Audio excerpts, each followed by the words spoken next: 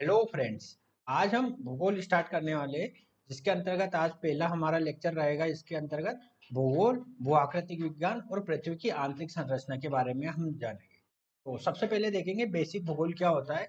भूगोल पृथ्वी की सतह, है ना, स्थान और स्थानीय संबंधों का अध्ययन है। इसमें मानव और भौतिक भूगोल दोनों सम्मिलित होते हैं। जो हम अध्ययन करेंगे, इसके अंतर्गत हम ह्यूमन ज्योग्राफी और फिजिकल ज्योग्राफी दोनों पढ़ेंगे। मानव भूगोल के अंतर्गत क्या आता है? मानव समाजों, उनकी संस्कृतियां, आर्थिक और राजनीतिक गतिविधियां इसके अंतर्गत आती है ना। तो मानव भूगोल को भी हम पढ़ेंगे। और भौतिक भूगोल प्राकृतिक प्रक्रियाओं जैसे मौसम, जलवायु, पर्वत, पठार, नदियां, समुद्र, धरती के अन्य भौतिक तत्वों का जो अध्ययन किया जाता है वो भौतिक भूगोल के अंतर्गत आता है ना। तो ये दोनों को हम अध्ययन करेंगे। तो आज से हम स्टार्ट कर रहे हैं भौतिक भूगोल के अंतर्गत भू आकृति विज्ञान, है ना, जियोमॉर्फोलॉजी स्टार्ट कर रहे हैं। तो भू आकृति विज्ञान पृथ्वी की सतह पर बनी आकृतियों और उनके निर्माण के पीछे की प्रक्रियाओं का अध्ययन है। इसमें नदियां, पहाड़, वादियां, रेगिस्तान जैसी प्राकृतिक संरचनाओं का विश्लेषण किया जाता है ना। इसकी प्रमुख प्रक्रियाओं में देखें तो क्षरण, जिसे इरोजन कहते हैं, संचयन, जिसे डिपोजिशन कहते हैं, और टेक्टोनिक गतिविधियां प्रमुख होती है ना। क्षरण जैसे पानी, वायु और बर्फ द्वारा भूमि की सतह का घिसना या टूटना। संचयन क्या होता है? जब पानी या हवा द्वारा लाई गई मिट्टी और पत्थर किसी स्थान पर जमा हो जाते हैं, है ना, डिपॉजिट हो जाते हैं, तो उसे संचयन कहते हैं। टेक्टोनिक गतिविधियां, पृथ्वी की टेक्टोनिक प्लेटों के खिसकने से भूगर्भीय संरचनाओं का निर्माण होता है, जैसे पर्वत श्रृंखलाएं, है ना। तीन तरह से होता है, ये आगे मैं बताऊंगा, है ना। जब दोनों प्लेटें पास में आती है, या दोनों प्लेटें एक दूसरे से दूर जाती है, या एक दूसरे के ऊपर प्लेटें संचलित करती है ना। तो ये टेक्टोनिक गतिविधि हम आगे पढ़ेंगे। अब हम सबसे जो बेसिक यूनिट होती है पर्वत, है ना, पर्वत, पठार, मैदान, है ना, ये चीजें भूआकृति विज्ञान के अंतर्गत आती है। तो पर्वत क्या होता है? पर्वत पृथ्वी की सतह पर ऊंचाई वाले स्थिर रूप होते हैं, जो आमतौर पर टेक्टोनिक प्लेटों के टकराने से बनते हैं, है ना। पर्वत बहुत सारे प्रकार के हो सकते हैं, और इनका जो शिखर होता है वो नुकीला होता है ना। जैसे ये शिखर नुकीला होता है ना। और ढाल जो होता है इनका तीव्र, है ना, ये ढाल तीव्र होता है, और शिखर ये जो है नुकीला होता है ना।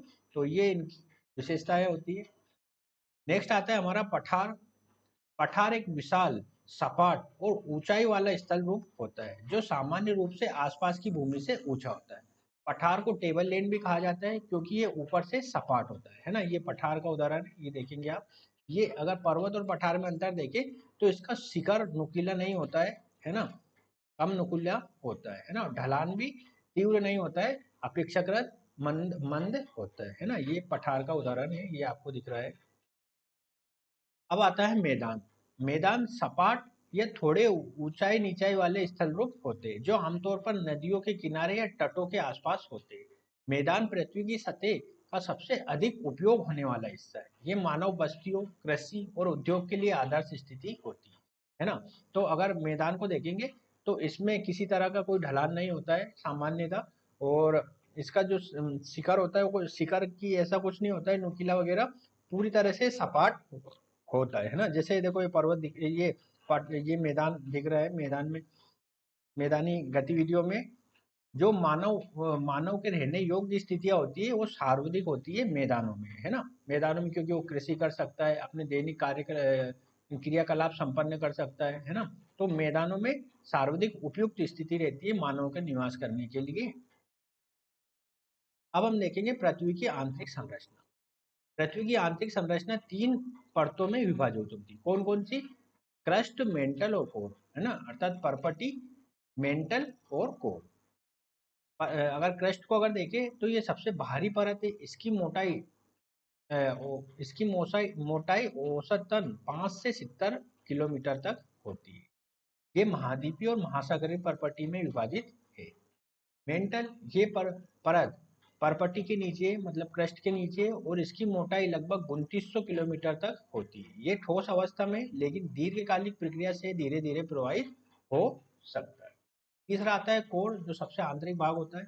ये पृथ्वी का केंद्र है, और ये दो भागों में विभाजित होता है ना, बाहरी कोर और आंतरिक कोर। बाहरी कोर जो तरल अवस्था में और मुख्य रूप से लोहा और निकिल पाया जाता है। आंतरिक कोर ये ठोस अवस्था में, और इसमें भारी मात्रा में लोहा और निकल मौजूद है। इसका तापमान लगभग 5000 डिग्री सेल्सियस होता। ये जो डायग्राम दिख रहा है आपको पृथ्वी की आंतरिक संरचना से संबंधित दिख रहा है ना। ये क्रस्ट वाला हिस्सा है। क्रस्ट को भी इसमें दो भागों में डिवाइड किया है, ऊपरी क्रस्ट और निचला क्रस्ट, है ना।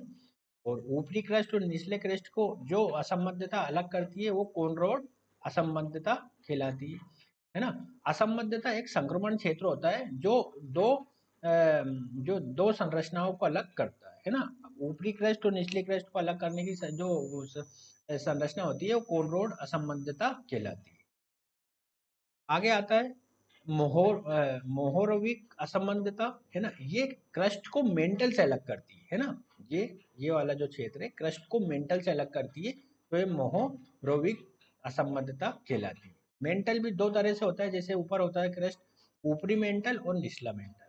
ऊपरी मेंटल और निचले मेंटल को जो सेपरेट करती है असंबद्धता, वो रेपेटी असंबद्धता कहलाती है। रेपेटी असंबद्धता कहलाती है। फिर आगे आता है क्रोड आ जाता है ना। मेंटल और क्रोड को जो अलग करता है वो गुटेनबर्ग असंबद्धता कहलाती है ना। गुटेनबर्ग डिसकंटिन्यूटी कहलाती है। अब आता है लास्ट वाला जो सबसे आंतरिक है, वो आता है कोर। इसमें भी दो तरह से होते हैं, बाह्य कोर और आंतरिक कोर, जो मैंने अभी पहले बताया था।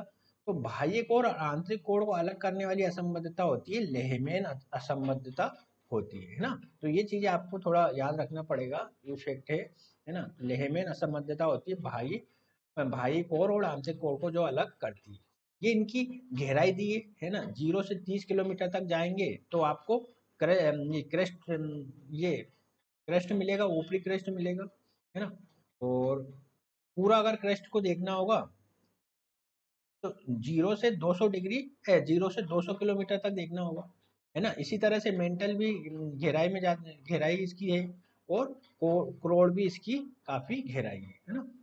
ठीक है, अब हम पृथ्वी की आंतरिक संरचना का महत्व जानने से पहले मैं ये बता दूं कि पृथ्वी की जो आंतरिक संरचना का अध्ययन है वो बहुत सारे तरीकों से किया जाता है। जैसे तापमान के आधार पर किया जाता है, दाब के आधार पर किया जाता है ना, भूकंप शास्त्र के आधार पर किया जाता है। ये मैं कल वाले वीडियो मतलब जो अगला वीडियो आएगा इसके बाद उसमें बताऊंगा, है ना। तो ये इसके लिए आपको थोड़ा इंतजार करना पड़ेगा।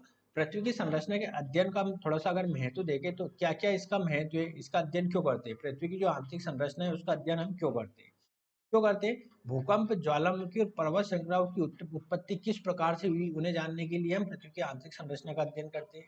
प्राकृतिक संसाधनों जैसे तेल, गैस, खनिज, इन इन चीजों की खोज और प्रबंधन के लिए हमें ये ज्ञान होना बहुत जरूरी है। कहना पृथ्वी की सतह में कितने अंदर गहराई में जाने में क्या प्राप्त होता है ना, किस तरह का वहाँ पे टेम्परेचर है, तापमान, दबाव किस तरह से है, तो हम अच्छे से हमारे जो जीवन को अच्छे से जी सके और हमारे दैनिक जीवन में इन चीजों का महत्व बढ़ सके, और मानव संसाधन के साथ जो प्राकृतिक संसाधनों के समायोजन को भी हम अच्छे से कर सके।